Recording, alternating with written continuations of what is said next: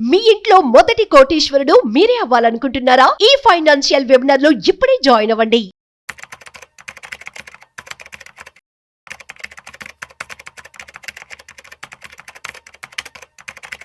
నమస్తే, welcome to Suman TV. నేను మీ రమా రాజేష్. రీసెంట్గా నా దగ్గరికి క్లయింట్స్ వచ్చారు. ఆ క్లయింట్స్ గురించి నేను ఒక వీడియోలో డీటెయిల్గా ఎక్స్ప్లెయిన్ చేశాను. బట్ అదే కాదు, ఈ రీసెంట్లో జరుగుతున్న మార్కెట్ వాలటిలిటీ వల్ల చాలామంది నన్ను ఇన్స్టాగ్రామ్లో కానీ, లేకపోతే పర్సనల్ మెసేజెస్లో కానీ, లేకపోతే ఆఫీస్కి వచ్చి మీట్ అవ్వడం కానీ చాలామంది చేశారనమాట. అండ్ విచిత్రం ఏంటంటే, నేను మీట్ అయిన వాళ్ళందరూ కూడా యంగ్ ఏజ్ వాళ్ళు, అంటే 30 లోపు వాళ్ళు, ఇంకా మ్యారేజ్ కాని వాళ్ళు, ఇలాంటి వాళ్ళు ఎక్కువ మంది వచ్చారనమాట. వీళ్ళందరితో మాట్లాడినప్పుడు నాకు అర్థమైన కాన్సెప్ట్స్ ఏంటి అంటే, చాలా మందికి ఆ ఏజ్ పిల్లలు సఫర్ అవుతున్న ప్రాబ్లమ్స్ గురించి. సో ఈ పర్టిక్యులర్ వీడియో నేను స్పెసిఫిక్గా చేస్తున్నది పేరెంట్స్ కోసం. ప్రతి పేరెంట్ కూడా ఈ వీడియోని వాచ్ చేయండి. ఇది మీరు మీకు తెలిసిన పేరెంట్స్కి కూడా షేర్ చేయండి. అండ్ ఎందుకు ఇది ఇంపార్టెంట్ అంటే, బేసికలీ ఫైనాన్షియల్ మేనేజ్మెంట్ అన్న కాన్సెప్ట్స్ మనకి స్కూల్లో కానీ, కాలేజెస్లో కానీ ఎక్కడ నేర్పించరు. సో ఎలాగైతే యాజ్ అ పేరెంట్ మీ రెస్పాన్సిబిలిటీగా పిల్లలకి చిన్నప్పటి నుంచి చెప్తూ ఉంటారు కదా, నువ్వు బాగా చదువుకో, మంచి జాబ్ వస్తుంది, నీ లైఫ్ సెటిల్ అవుతుందని. అది కూడా మనకి ఎక్కడ నేర్పించరు. అది మనమే మన పిల్లలకి చెప్తూ ఉంటాం, బాగా చదువుకొని మంచి జాబ్ తెచ్చుకుంటే మంచిగా శాలరీ వస్తుంది, నీ లైఫ్ సెట్ అవుతుందని. ఎలా అయితే అదొక రెస్పాన్సిబిలిటీ కింద మీరు తీసుకొని మీ పిల్లలకి నేర్పించి వాళ్ళ చదువులోని ఎలా అయితే మీరు సహాయం చేస్తారో, సిమిలర్‌గా వాళ్ళ ఫైనాన్షియల్ మేనేజ్‌మెంట్ గురించి కూడా, అంటే మనీ మేనేజ్‌మెంట్.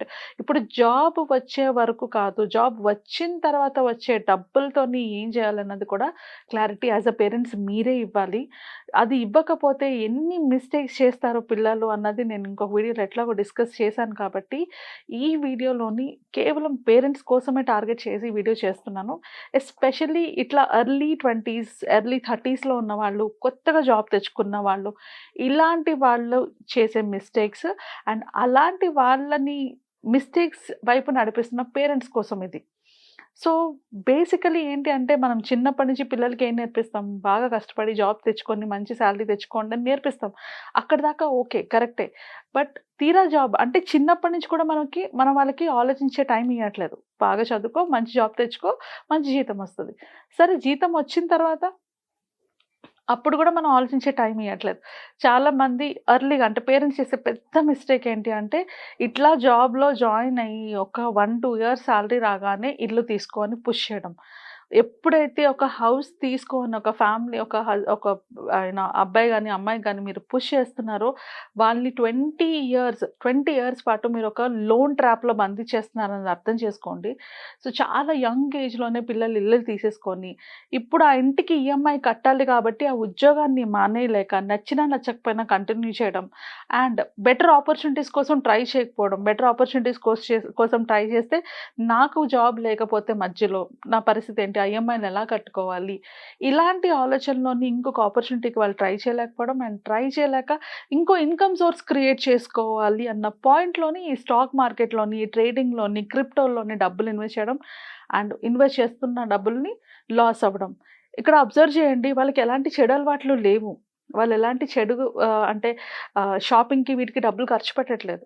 వాళ్ళ ఆలోచనల్లా ఫాస్ట్‌గా నా పేరునున్న ఈ లోన్‌ని క్లియర్ ఆఫ్ చేసేసుకుంటే, నేను ఫాస్ట్‌గా ఈ లోన్ నుంచి బయటపడిపోతే, నేను కావాలనుకున్న కెరియర్ వైపు మూవ్ అవ్వచ్చు. నేను కావాలనుకున్న కెరియర్ సైడ్ నేను యాక్షన్ తీసుకోవచ్చు అన్న పాయింట్‌లోని ఫాస్ట్ మనీ కోసం చాలా ట్రై చేసి, ఉన్న మనీని కూడా లాస్ అవుతున్న వాళ్ళు చాలామంది ఉన్నారు. ఇలాంటి వాళ్ళని నేను ఎక్కువ మీట్ అయింది రీసెంట్ డేస్‌లోని.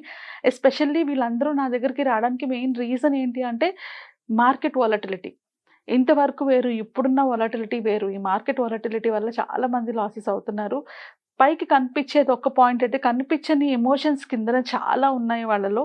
ఎస్పెషల్లీ ఎక్కువగా నా దగ్గరకొచ్చిన చిన్న ఏజ్ క్లయింట్స్‌లోని, అంటే ఆ 30 లోపు ఉన్న వాళ్ళందరికీ కూడా ఐదర్ ఏదో ఒక కమిట్మెంట్, అంటే ఒక హౌస్ కొనిపించేసి ఒక కమిట్మెంటో, లేకపోతే వాళ్ళతోని ఏదైనా ఒక ఇన్వెస్ట్‌మెంట్స్ లాగా పెట్టించేయడము, లేకపోతే ఏదైనా గోల్డ్ లాగా ఇట్లా పెట్టించేస్తున్నారనమాట. అంటే పేరెంట్స్ పాయింట్ ఆఫ్ వ్యూ నేను అర్థం చేసుకోగలను.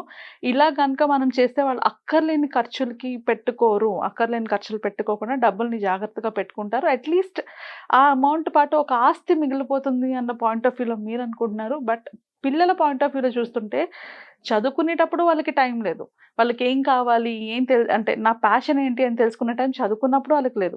చదువు అయిపోయిన వెంటనే ఉద్యోగం, ఉద్యోగం, ఉద్యోగం అనడం వల్ల ఆ ఉద్యోగం తెచ్చుకున్నాక కూడా వాళ్ళకి ఆ ఇది లేదు. అండ్ ఉద్యోగం తెచ్చుకున్న వెంటనే ఇల్లు.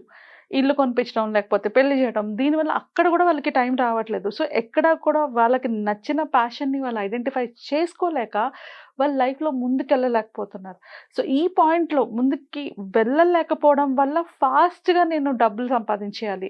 ఎంత ఫాస్ట్‌గా నేను ఒక రూ. 1,00,00,000 సంపాదించేసి ఆర్ ఒక 50,00,000 సంపాదించేసి ఆ డబ్బులతో నా అప్పులన్నీ తీర్చేసుకొని అప్పుడు నాకు నచ్చిన లైఫ్‌ని నేను లీడ్ చేయొచ్చు అన్న పాయింట్‌లోనే మిస్టేక్స్ ఎక్కువ చేస్తున్నారు. సో, వీటన్నిటికి రెస్పాన్సిబిలిటీస్ ఎవరు? సో, బేసికల్లీ మనం వాళ్ళకి మంచి చేస్తున్నాం అనుకోని మనం వాళ్ళకి రాంగ్‌గా సజెషన్స్ ఇస్తున్నాం, గైడెన్స్ ఇస్తున్నాము. సో, అందుకని ఈ పర్టిక్యులర్ వీడియోలో నేను క్లియర్‌గా పేరెంట్స్‌కి రిక్వెస్ట్ చేస్తున్నది ఏంటి అంటే, ఏది కరెక్ట్ కాదన్నది ముందు మీరు నేర్చుకోండి. నేర్చుకున్నది వాళ్ళకి నేర్పించండి. సో, జాబ్ రాగానే పిల్లలకి నేర్పించాల్సిన కొన్ని కాన్సెప్ట్స్ చాలా ఉంటాయి. ఎస్పెషల్లీ మనీ మేనేజ్‌మెంట్‌కొచ్చేటప్పటికి. ఎందుకంటే మనీ మేనేజ్‌మెంట్ రిలేటెడ్‌గా ఎవ్వరికి ఎక్కడ స్పెసిఫిక్‌గా క్లాసెస్ గానీ, లేకపోతే సెషన్స్ గానీ ఉండవు. ఎవరికి వాళ్ళ ఎక్స్‌పీరియన్స్ ద్వారానే నేర్చుకుంటారు. అంటే ఇప్పుడు ఎవరైనా అప్పులు చేసి లోన్‌ల బారిన పడి ఆ అప్పులు తీర్చుకోలేక ఇబ్బంది పడుతూ ఉంటే, అతని పిల్లలకొచ్చేటప్పటికి ఇద్దరు పిల్లలున్నారనుకుంటా అతనికి. అందులో ఒకళ్ళేం చేస్తారు, అమ్మో! నేను జీవితంలో అప్పు చేయననేసి కనీసం ఇల్లు కొనుక్కోవాలన్నా గూడా అప్పు చేయాల్సొస్తుందని వాళ్ళు అప్పు కొనరు. ఇంకొకళ్ళేంటి, ఆ తండ్రి దగ్గర నుంచి వాళ్ళు నేర్చుకొని వాళ్ళు అప్పులు చేస్తూ ఉంటారు. సో, మనకి తెలియకుండానే మనం చేసే మిస్టేక్స్ కానీ, మనం చేసే మంచి పనులు గానీ, ఏదైనా గూడా మన పిల్లలు అబ్జర్వ్ చేస్తూ ఉంటారు. అదే వాళ్ళ లైఫ్‌లో రిపీట్ అవుతూ ఉంటాయి. సో, అందుకనే మనం ఫస్ట్ వాళ్ళ ఎలాగైతే వాళ్ళ చదువు కోసం ప్లాన్ చేసామో, అలానే వాళ్ళకంటూ ఒక జాబ్ వచ్చిన తర్వాత వాళ్ళు ఎలా ఆ మనీని హ్యాండిల్ చేయాలన్నది నేర్పించడం కూడా మన బాధ్యతే. అప్పుడే వాళ్ళకి అర్థమవుతుంది. అప్పుడే వాళ్ళకి ఆ మనీని ప్రాపర్‌గా హ్యాండిల్ చేయగలుగుతారు.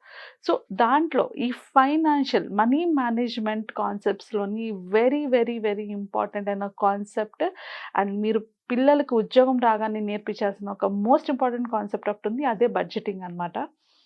ఇంటికి ఫౌండేషన్ ఎలాగైతే మనం ఒక ఇంటికి ఫౌండేషన్ ఏస్తామో, ఇన్వెస్ట్‌మెంట్స్‌కి, ఇన్‌కమ్‌కి కూడా ఫౌండేషన్ బడ్జెటింగే. సో, బడ్జెటింగ్‌తోనే వాళ్ళ లైఫ్ స్టార్ట్ అవ్వాలి. ఇప్పుడు ఇన్‌కమ్ అంటే ఒక్కసారి జాబ్ వచ్చిన తర్వాత వాళ్ళంటూ ఒక ఇన్‌కమ్ సంపాదించడం స్టార్ట్ చేసిన తర్వాత అందులో మనకి 4 టైప్స్ ఆఫ్ పీపుల్ ఉంటారండి. సో, అందులో ఫస్ట్ పర్సన్ ఏంటి అంటే less salary and less responsibilities. వాళ్ళకి సాలరీ తక్కువ, వాళ్ళకున్న రెస్పాన్సిబిలిటీస్ కూడా తక్కువ. సెకండ్ టైప్ ఆఫ్ పీపుల్ ఉంటారు. వాళ్ళకి లెస్ సాలరీ, మోర్ రెస్పాన్సిబిలిటీస్. అంటే వాళ్ళకొచ్చిన జీతం తక్కువ, కానీ రెస్పాన్సిబిలిటీస్ చాలా ఎక్కువ. అండ్ థర్డ్ కేటగరీకొచ్చేటప్పటికి more salary, less responsibilities.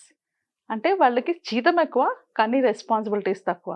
And fourth పాయింట్‌కొచ్చేటప్పటికి వాళ్ళకి more salary and more responsibilities. జీతం ఎక్కువ, రెస్పాన్సిబిలిటీస్ కూడా ఎక్కువ.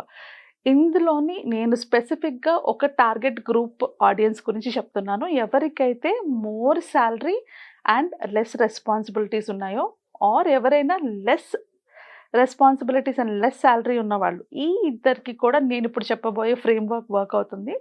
వాళ్ళు 5,000 సంపాదించినా, 10,000 సంపాదించినా, 5,00,000 సంపాదించినా, 10,00,000 సంపాదించినా, ఎంత సంపాదించినా కూడా ఇలా గనక వాళ్ళు బడ్జెటింగ్ చేసుకోగలిగితే వాళ్ళ ఫ్యూచర్‌లోని ఫైనాన్షియల్‌గా ఎలాంటి ట్రబుల్స్ ఫేస్ చేయకుండా లైఫ్ లాంగ్ కూడా వాళ్ళు మంచి ఫైనాన్షియల్ డెసిషన్స్ తీసుకుంటారు.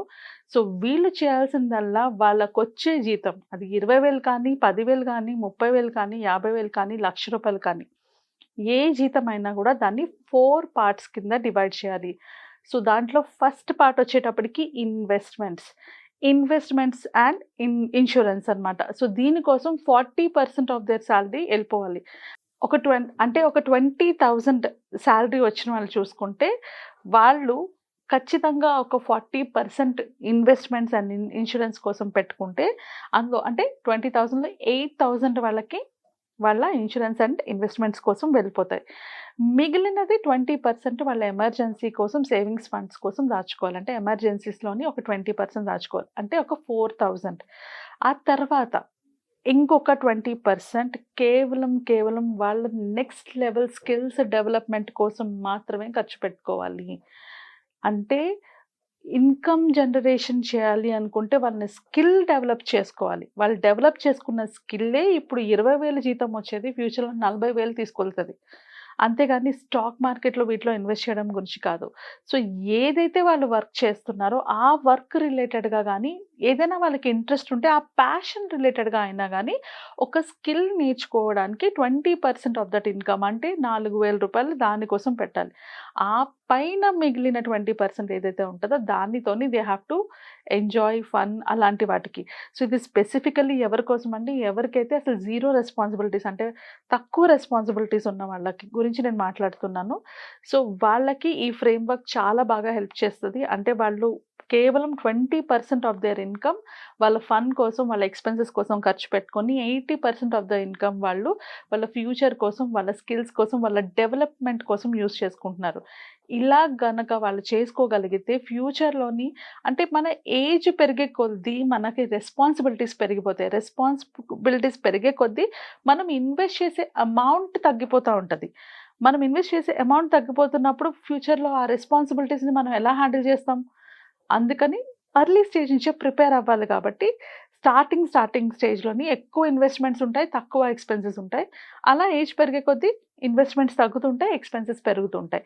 అలా గనుక ప్లాన్ చేసుకుంటే డెఫినిట్‌గా ఇన్ ఫ్యూచర్‌లోని మీరు ఎక్కువ ఇన్వెస్ట్‌మెంట్స్ కోసం సేవ్ చేయక్కర్లేదు. ముందు సేవ్ చేసిన అమౌంటే మీ ఫ్యూచర్‌లోకి చాలా హెల్ప్ అవుతుంది. ఈ వీడియోని ఖచ్చితంగా ఎవరైతే కొత్తగా ఉద్యోగాలకెళ్తున్న పిల్లలుంటారో ఆర్ పేరెంట్స్ ఉంటారో మీకు తెలిసిన ఫ్యామిలీ మెంబర్స్‌కి షేర్ చేయండి.